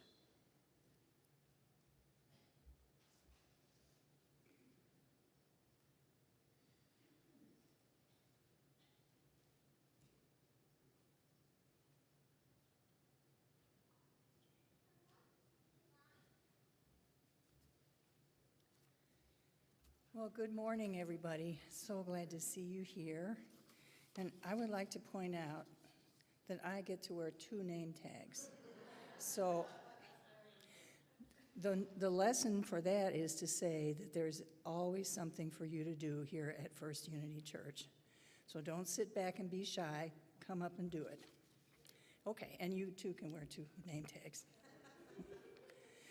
So I'm a member of the Prayer Chaplain Program at First Unity, which is part of a larger ministry that was founded by Reverend Leilani Burt of Love and Light Ministries. Prayer chaplains from all over the world use the same training program and prayer process. We are trained to hold spiritual space, to consciously call on the presence of God, and to seek and know the truth with a capital T. That spirit is greater than any outward appearance that we might see, as Jan so eloquently told us today. After prayer, we release the request to God and hold in confidence all that has been shared with us. In terms of releasing the request, don't be surprised if we don't come and ask you how the prayer went. We're trained not to do that. We don't check up on God. We pray, we release, and we trust that God will do what needs to be done. Chaplains make a 1-year commitment, which includes intensive yearly training, monthly meetings, serving on Sundays for prayer, making monthly prayer calls to members who want them, and visiting homes, hospitals, and nursing homes. We are truly blessed to have a tiny but mighty, dedicated, hardworking group of chaplains whom I'd like to introduce now. So if you would a big crowd of you stand up, Mary Tuminello and Hope Dodson, and yours truly. We appreciate your amazing service.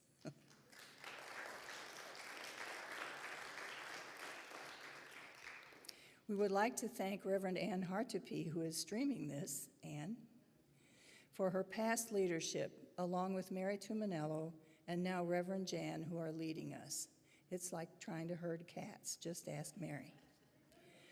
Okay, now I have a twofold invitation. Please take advantage of the prayer chaplain program when you have any prayer needs.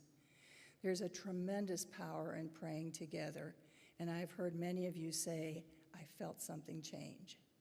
So that to me is the biggest recommendation for praying with other people. And of course, all our prayers are strictly confidential. So please join us on Sunday mornings when we're at either side of the sanctuary.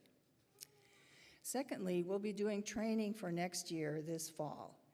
If anyone is feeling called to join us, please, please prayerfully consider this wonderful way to serve.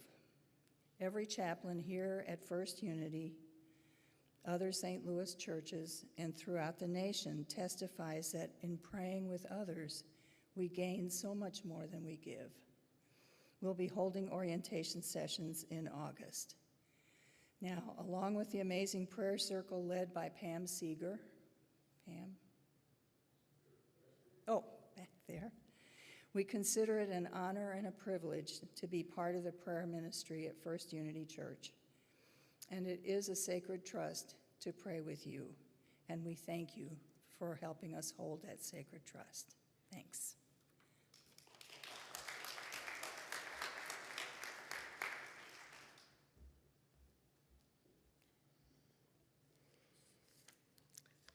Thank you, Lynn. That was wonderfully done. And I can attest that you do get more out of the program than you give. Okay, the next one is the President's report.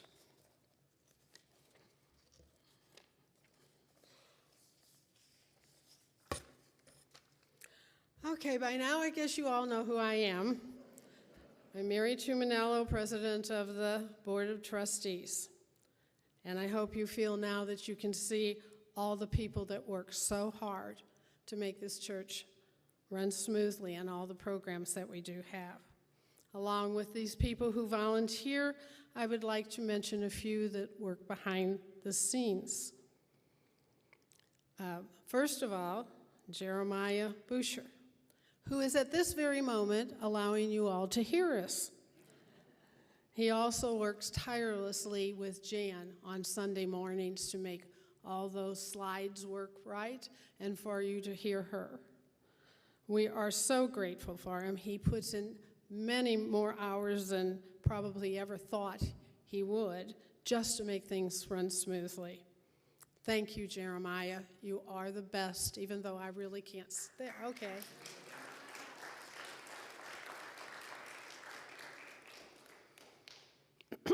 I also want to thank Steve Schenkel for giving us, it's a lot of effort to get all this music here to us, and like Mitzi was singing and playing today. Excuse me, I want to thank him very much for all the effort he has put out and the beautiful music he has brought to us. Roy Vaseville, who has commemorated all of our activities and events by being our photographer. I bet you everybody who has ever walked in this church has had an envelope handed to them with personal pictures just for them. Thank you so much, Roy. You know, we have albums back there in the book room of years past, and because of you, we will be able to have an album like that, and people will see what we did in today. Carol Elderman. Well, I know she's here. There she is. Here is someone who truly works behind the scenes. She is our webmaster, and she makes it possible for the YouTube, the timing of it and putting it on and that. She is truly our unsung hero. Hardly anybody even knows she says this, but thank you so much, Carol. Okay, now how do I thank the next person on my list? Reverend Jan Mourning.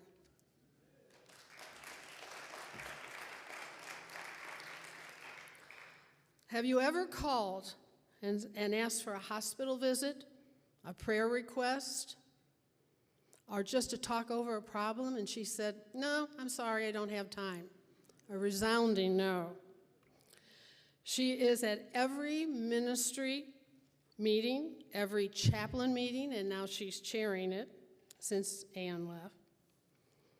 Every board meeting, she oversees the building needs and repairs. She also oversees our finances, writes most of the reports that we need for our insurance and for other things, etc. Now, I would go on, but I thought maybe you'd want to eat lunch sometime today. And I just get tired telling you what she does. We just appreciate you so much. Let's everybody give a hand to the person that works the hardest here.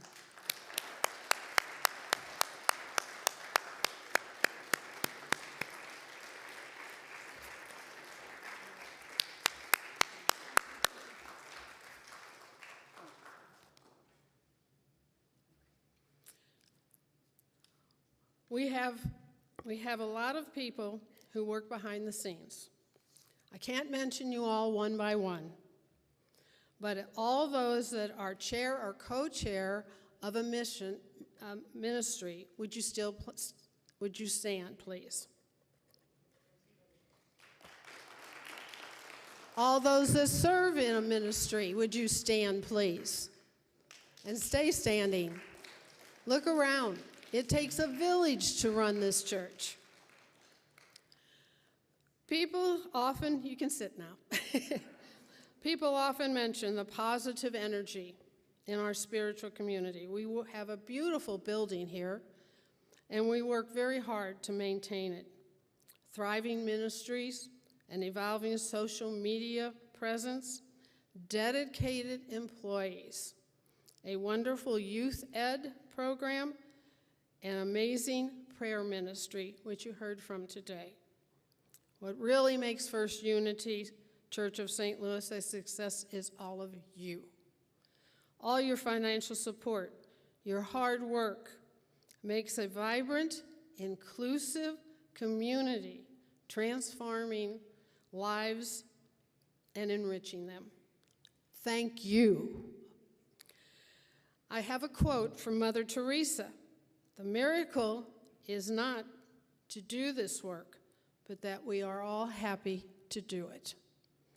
Lastly, I would like to say from me, when you ask people how they feel when they first come in this church, a First Unity Church, you usually hear, "I feel very welcomed and accepted." That is what First Unity is about. Thank you.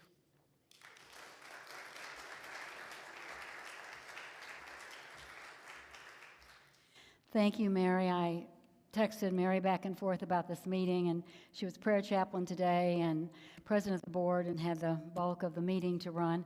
And I just almost texted her, "While you're at it, would you like to give the talk?" But I was afraid she wouldn't realize it was a joke and just, walk away. So I didn't dare do that. So thank you, Mary, for all you do and for all of the board. This is an amazing board. Larry and Julie, you're going to be great additions to it, and we so look forward to working together for the good of this church. So I'm going to do something I rarely do, and that is I'm going to start this on a personal note.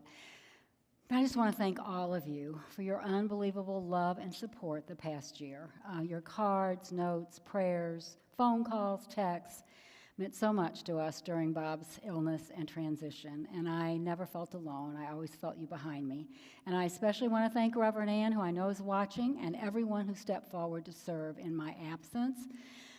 You gave me the precious gift of time with Bob, and I am forever grateful. So thank you all. I can hardly find the words to thank you. And one thing I learned, thank you. Thank you. I should be clapping for you. One thing I've learned through the whole thing is those challenges we face in our personal lives, in our church community, and in the world really serve to bring us closer to one another and remind us of what is truly important. So that, I think from everything we can take that away. So our annual meeting, of course, is an opportunity to look back and celebrate our many successes. And we have been busy. Has anybody noticed? We have been really busy this year. Henry David Thoreau wrote, "It's not enough to be busy, so are the ants." The question is, what are we busy about? And so we at First Unity are busy about fostering spiritual growth and enriching lives within and beyond our church, and I could not be more proud of that.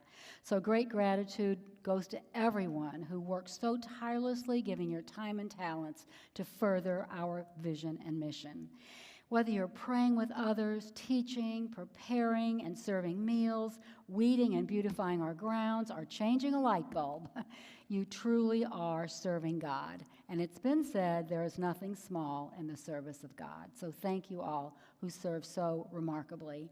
And speaking of service, we're so excited that we celebrate that in March of this year, Ann Hart UP was fully recommended for ordination, and that will take place here in July. So you go, girl.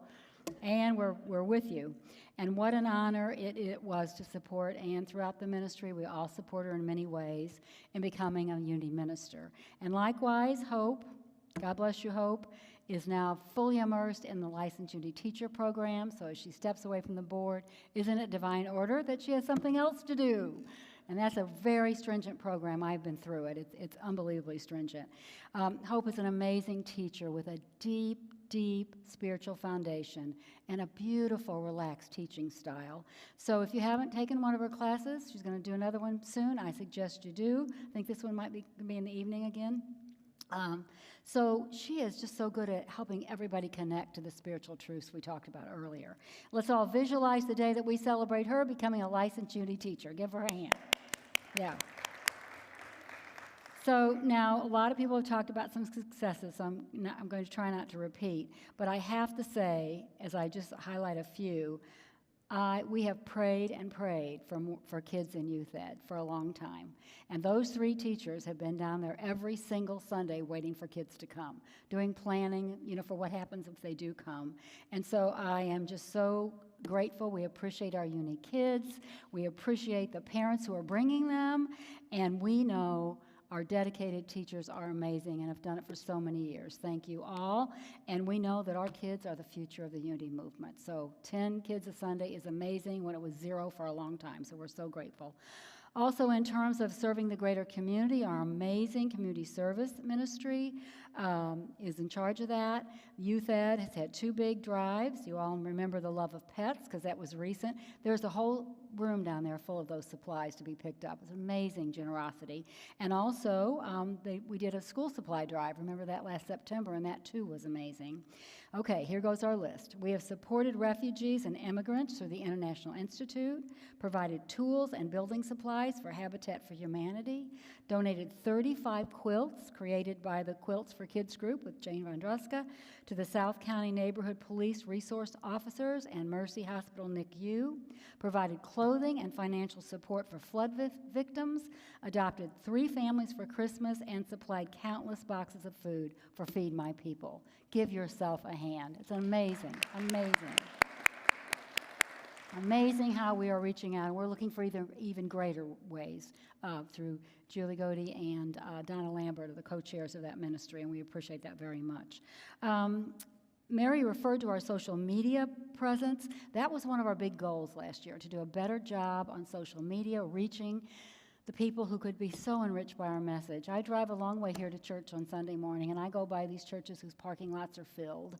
And, we believe in unity. There are many paths to God, and I know unity's not for everyone, but I just think we could just enrich so many people who really need our message. It's so liberating. So we've done a better job this year. I want to thank the rest of our social media team. Carol Ellerman has been honored. Patricia Reese, who could not be here today, but she is such a hard worker, who does our newsletter and our new e-blast. How many of you are looking at our new e-blast? That's brand new. So look at it. It's got a little picture of the message and a little hook, what we call a hook for the lesson. So look at it. So our unsung heroes, I use the same word as you, Mary, are Carol Ellerman, Patricia Reese, Eric Fondruska, and our newest member, Valerie Harris, who are posting on Facebook and Instagram and YouTube. And as I said, this year we started the e-blast, which is great. And also great gratitude to all the ministries. Mary had you sign up, and I think some, or stand up. I think some of you are too shy to stand up. But some of the ones that work every single day and every single week are our welcoming ministry. Very efficient ministry, always out there welcoming people, and that's one of the number one things about why people come back or not, is the degree to which they felt welcome. Our building and grounds ministry, I mean, somebody said I'm in charge of that, and I am in charge of, like, putting them in charge of things, but I could not. I mean, you know, Chuck Seeger is the chair, Rick Emnett is up here all the time, all of you, Roy Ems, if I start naming names, I'll get in trouble. Paul Henley, just thank you for all the things you do for our building. I could not appreciate you more. Bookstore, just look at our beautiful bookstore. Lending Library, a one-woman ministry with Georgia Lance, not Georgia Lance, Georgia Baugh. Promotion and Sunday Celebration, also a one-person ministry with Paul Henley. So at this time, all of this is going on, everything I've just said, at a time when church attendance in America is at its very lowest point in history. The latest Pew research, there was a newspaper article about this lately, shows fewer people attending services, both online or in person, than during a pandemic. Are you ready for how many less? 60% less. Only 40% of the people now say that they attend church in any way. So our First Unity weekly attendance, compared to those stats, don't look all that bad, okay? Since January of this year, I didn't track it all the way back, but I could. Since January of this year, we've had an average of 60 people in-house. Now, we do include the youth ed teachers and the kids. That's the way Unity suggests you do it. Plus, we have an average of 45 live streams for every week. So if you put those together, we are reaching more than 100 people a week, and before COVID, we were reaching about 75. So I'm not satisfied with it. We want to do a better job, but you know, I just want us to put it in contrast. So for all of you who are attending in person, thank you, and for all of you who are attending online, I just want you to know that we consider you part of the First Unity Church of St. Louis, and if you have been exclusively watching online, we would love to have you drop in some Sunday and meet us in person. Valerie's shaking her head back there. I always ask new people who are guests, how did you find us? And they almost always say, we've been watching online. So research says about 10% will actually come. So would you believe in 2024, we're going to be celebrating Unity's 100th anniversary. Is that unbelievable? It is just unbelievable.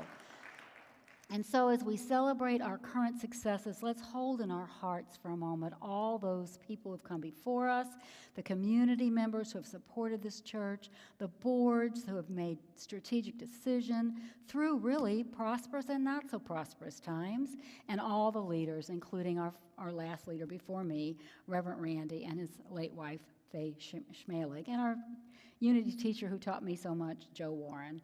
We are their legacy. And it's our job to keep this church alive for the next 100 years. Somebody once said to me, well, why do you care? You won't be here.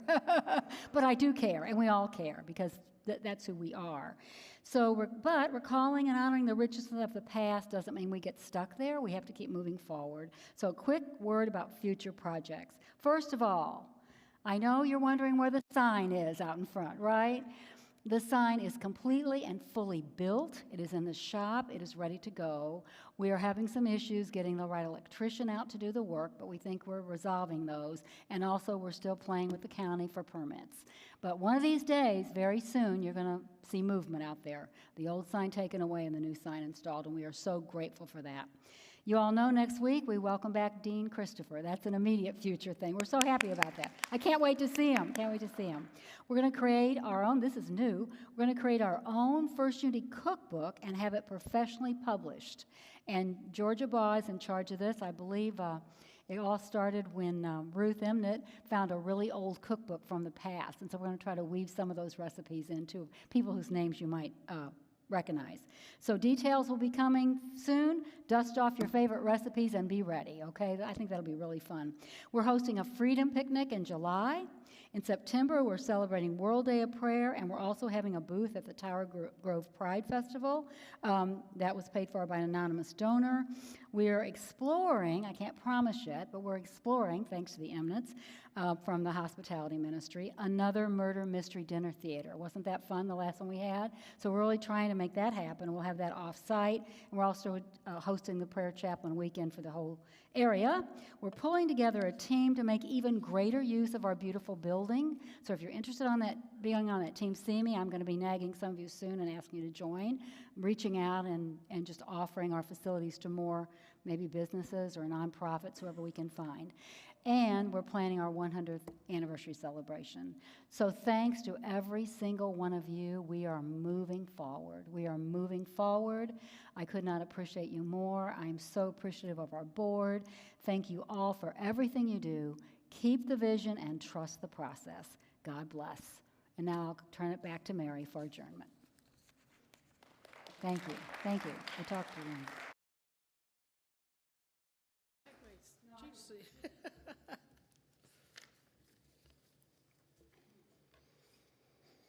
I would now like to call a motion to adjourn. Oh, I know you want to do that.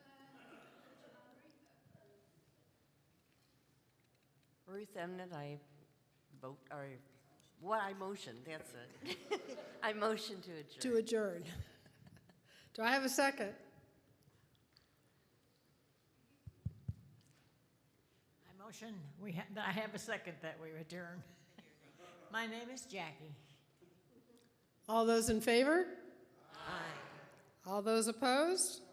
The motion has passed. The meeting will adjourn. Jan will say an ending prayer, and then we will go downstairs in fellowship and have lunch. Thank you so much. Okay, and I'm going to be short. You'll be happy.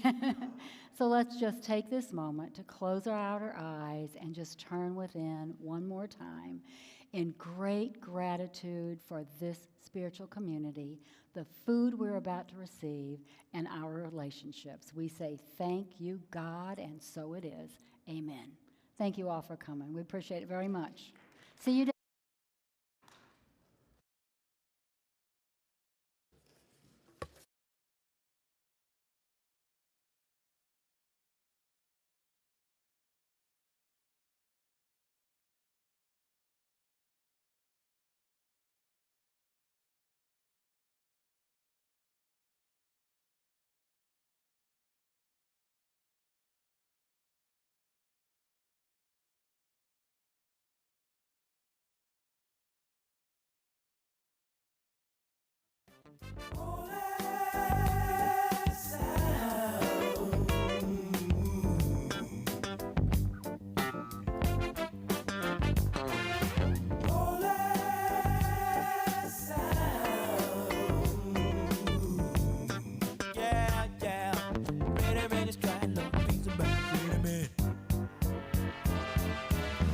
Just wanna give gratitude